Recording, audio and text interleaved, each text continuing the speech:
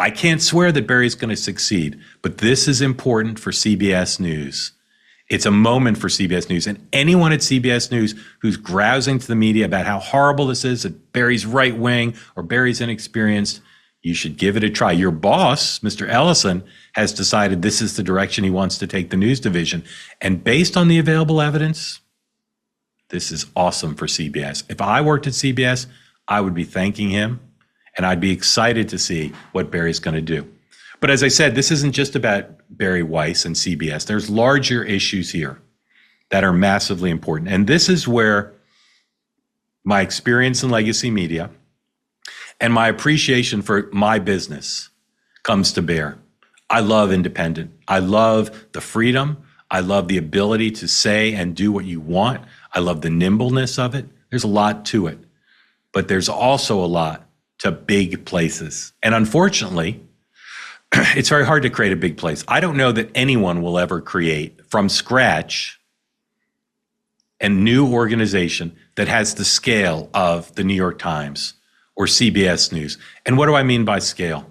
There's certain things that a serious news organization has to do if they want to hold powerful interests accountable to the public interest. Now, again, they should hold all powerful interests accountable to the public interest, not just some, not based on political party. What do I mean?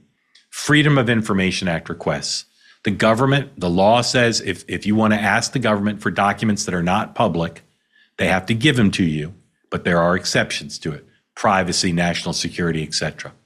That law is, when I started in this business, we used it all the time. It's very hard to do in the digital age because you're busy. You're constantly needing to produce content. You need to sit down and type up a letter and say, "Dear Department of Treasury, I want the records of all meetings between Scott Bessent and Martians." And then you send it in, and then they say, "Well, we're going to take 7 years to respond to you." Or they say, "We're denying your request." Then you have to call your legal department and you have to say, "The Department of Treasury is withholding. Here's the letter they sent. They're not giving me the record of meetings between Scott Bessent and Martians. I want it. We should have it. I don't think they're right saying we can't have it or it's going to take 7 years." And then the lawyers have to go to court and they might have to appeal. That's expensive. You think independent organizations have that capacity? Almost none do. That's one. Foreign bureaus, right? You think Next Up has a Cairo bureau or a Nairobi bureau? We don't. Wish we did. You need scale to do things. Somebody bombs the federal building in Oklahoma City. Okay, an independent place could send 3 people. It's not enough. For a story like that, you need to send 24 people. Florida recount, same thing. These big stories that are compelling stories require a lot of people to tell them well, but to hold everybody accountable. What does this judge's ruling mean? How to explain it? What is this election official doing? Hold them accountable, ask them questions. To have that footprint, to have that capacity, to have that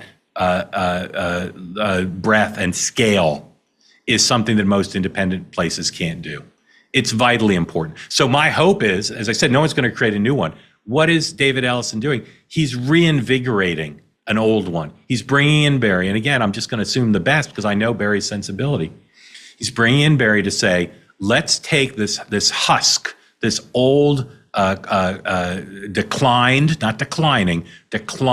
news organization with a storied legacy and lots of famous people who worked here with great records of accomplishment. Let's take what's good about it, our affiliates around the country, a legal department, incredible hardware, an understanding in the abstract of digital. Let's take all that and let's reinvigorate it and let's make it great by adding in true journalistic sensibility and a business model that will work that includes appealing to everybody, not just liberals who aren't bothered by Dan Rather trying to destroy George Bush with forged documents. Let's take everybody in the country and consider them a potential customer, and let's produce a new product on the shoulders of what used to be a great place. That's what David Ellison is trying to do. He also, by the way, is thinking about buying Discovery, Warner Discovery, whatever it's called, Discovery Warner, I don't know, the place that owns CNN. He's talking about buying them too. And I can tell you, my gut would be if he bought that, Bari would be in charge of that as well. This is an incredible moment and a role model for places like NBC and ABC and CNN and the New York Times and the Washington Post to say, we can have a functioning business if we think anew and we bring in people like Bari Weiss, creative, tough, brave, and understanding of the modern moment for media. Independent sensibility, harnessed to a big place, fantastic. There's signs the Washington Post is actually trying to do that. There's signs that the Washington Post they've had a house cleaning, lots of people have left. There's signs they want to change the way the Washington Post works to make it the way Bari Weiss will try to make CBS News, of interest to everybody and a fidelity to those 10 great principles. I'll tweet those out later so you can read them again. Bari Weiss has an opportunity to not just fix the CBS News, which needs fixing, but to set an example for all of the legacy media, all the people who own those places and run those places, to say, don't listen to the people who say this person's too inexperienced or too right-wing or too unqualified. Find great people, bring them in and empower them, fix these great places, once great places, and put them in service of profit and potential and the capacity to appeal to the whole country. America needs great big news organizations as well as independents. Bari Weiss now can continue to run the free press and try to salvage what a once great place was, and again, set an example for the rest. I want to tell you all about the Vapor Technology Association. It's an organization started nearly a decade ago to protect the rights of Americans who choose alternatives to smoking and the small businesses who have made a living using this technology. They support science-based policies and the rights of adults to make healthier choices. Did you know that many family-owned vape shops and manufacturers across the country are now under attack thanks to what are outdated Biden-era regulations that threaten to wipe out an entire industry? The Vapor Technology Association, also known as VTA, says businesses are being destroyed and people are losing their jobs. But the VTA says President Trump has a clear opportunity now to change this and to protect Americans' right to make their own choices and to defend small businesses and restore a fair and free marketplace. Head over right now to vaportechnology.org to learn more about that organization and why they are leading the charge to support American innovation.